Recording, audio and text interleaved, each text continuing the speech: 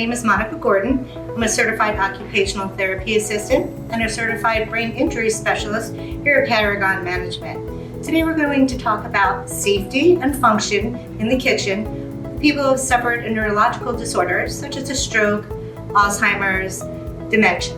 When working in the kitchen with a brain injury or any type of disability, there are all kinds of things that can assist you in energy conservation and safety.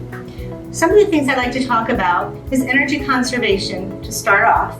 And as you see, I have everything counter level that I use on a daily basis. So for instance, I have my bowls, a plate, a bowl, a larger plate, my cups, my spices, and even my coffee maker along with a mug. So this will eliminate reaching, bending, and twisting, and possibly having a fall. With that said, there are a few other tricks and objects that we use to help with our functional abilities and our safety in the kitchen. We have some energy conservation items that I'd like to discuss. Some of those are different kinds of silverware. Some people need weighted devices for people who have tremors in their hands, and it also rocks. So it makes things easier to cut and chop, especially if you have any disabilities or weaknesses in your arms. Additionally, as I mentioned earlier, we keep things next to us and level so we're not reaching into cabinets and risking a fall. In addition to that, if you're working at the stove, it's important when you're moving a pot to slide it as opposed to pick it up. And as you'll see, I have a piece of Dyson here that is used so things don't slip and slide. In addition, the Dyson is very important because if you're going to sit at the table and prepare items, you can safely sit, and when you're cutting and chopping items, your bowl won't move.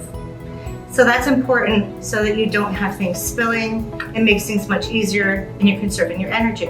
I'd like to talk about a few things when you're ambulating in your kitchen for safety and energy conservation. Beginning with a walker.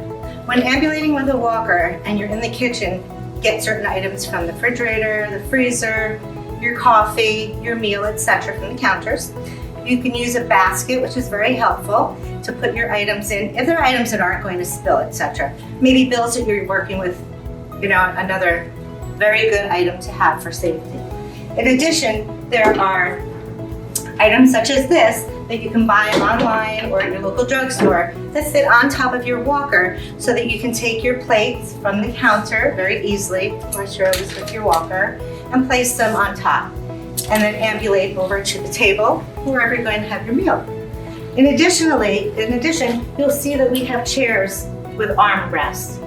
Very important to have those because when you go to sit, you always want to have those armrests for safety to avoid any slips and falls.